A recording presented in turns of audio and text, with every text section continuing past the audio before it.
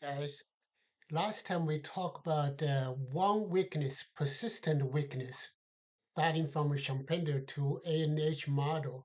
They emphasizing fixated, they fix the ideas and the mind on the creative destruction, which means that it's inevitable that the every innovation will be faded, just like a human will die. They have a pretty short shelf life.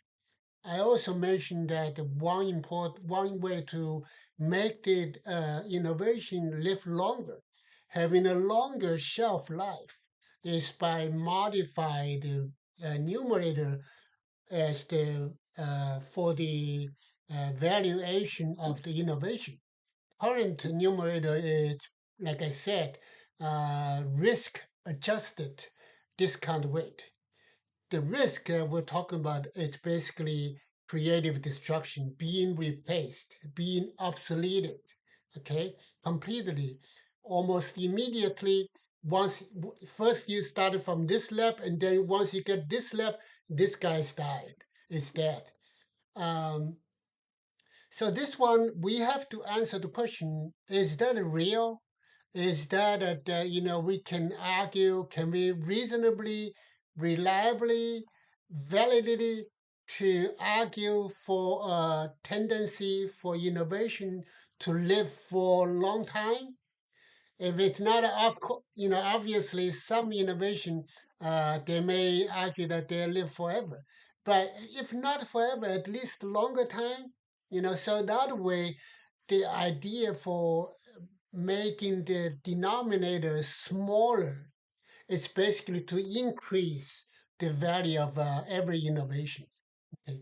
So because it's just like, for example, you have the same numerator, and if your denominator is bigger, then the whole thing will be a smaller number. But if your numerator stays same, but the denominator uh, decreased, then the result will be bigger.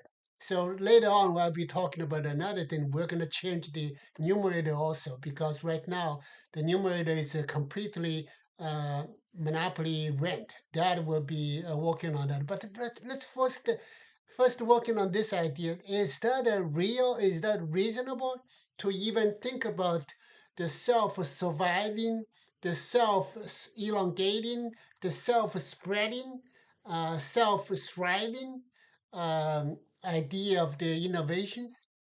I think it's a pretty clear.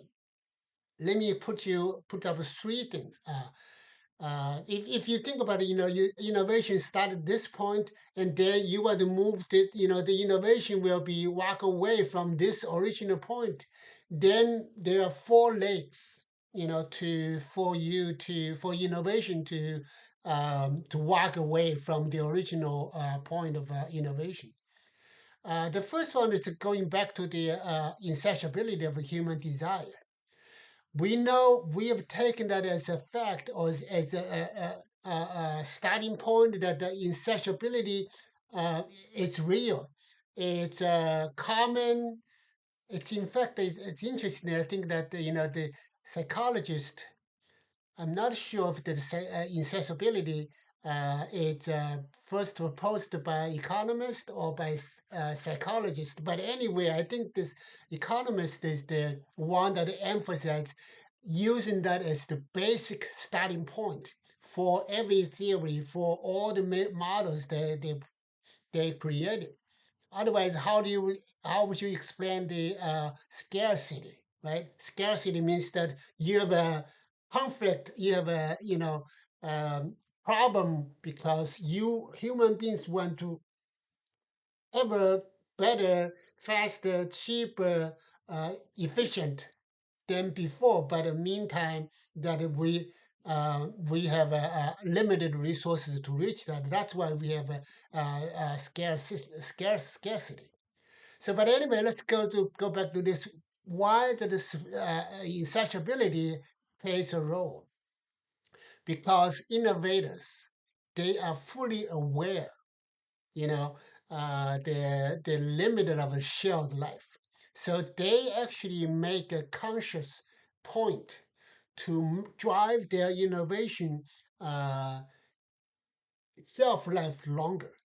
Okay, so there are basically several ways of doing that. The first one is that to expand the market reach. So the more people adopt their innovation, the longer their life, the innovation lives longer. And that's why, almost every, if you listen to the pitch of entrepreneur pitch, that they almost always says that how big the market potentially will be. Otherwise, VC won't listen to them. If you just produce the one new product for one person, forget about it. Nobody's gonna pay attention.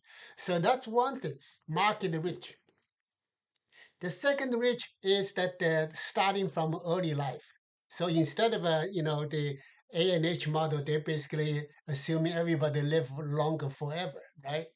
Ever living individuals. But here we have to, in reality, we have to assume that the earlier we enter people's life, the better the shelf life will be longer. Otherwise, why would you explain why the McDonald's usually they put some space for a playground, right? Because they want the kids to play with the McDonald's so they can.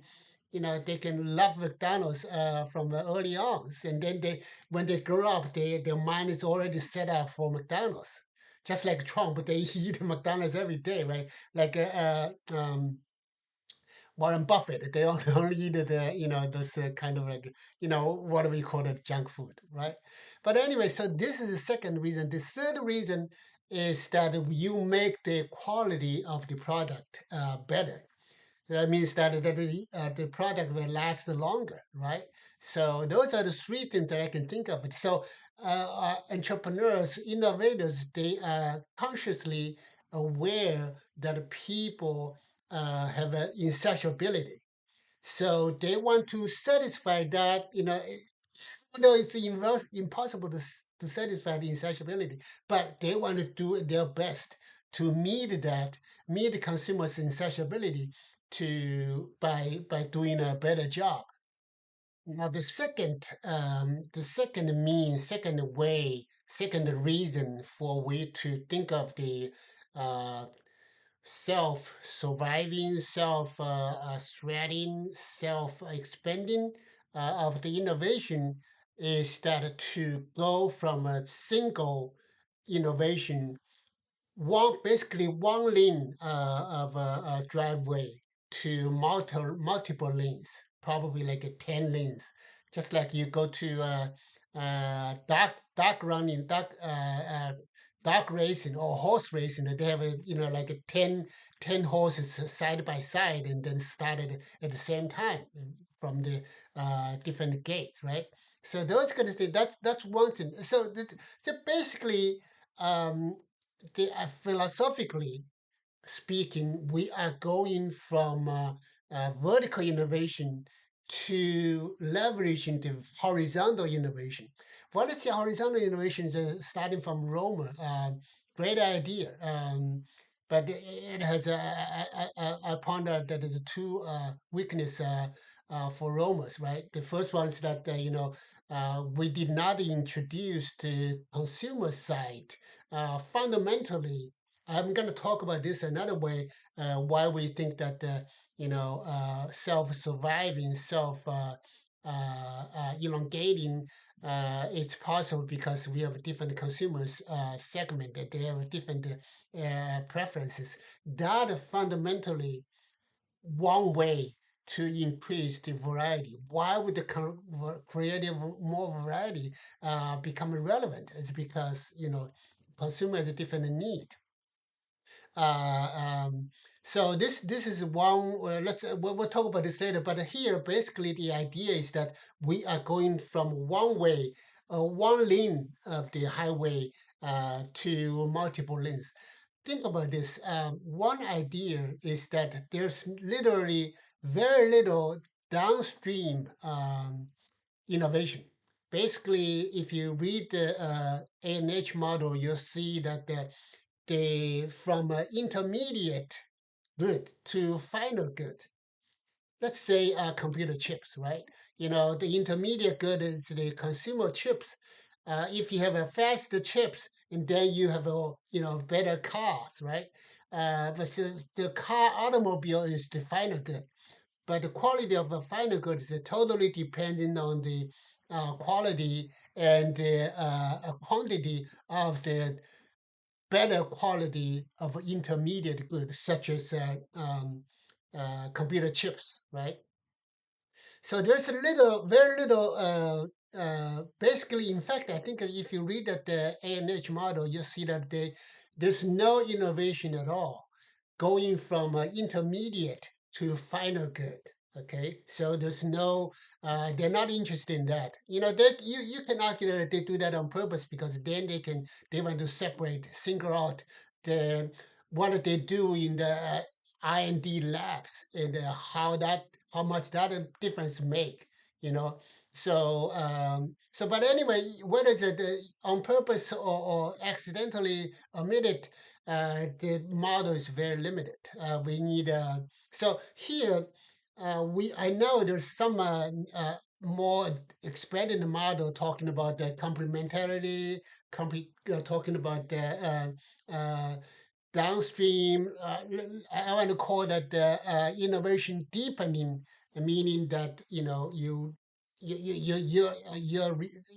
creativity, your innovation does not stop at the intermediate good, but also from the intermediate good to final good.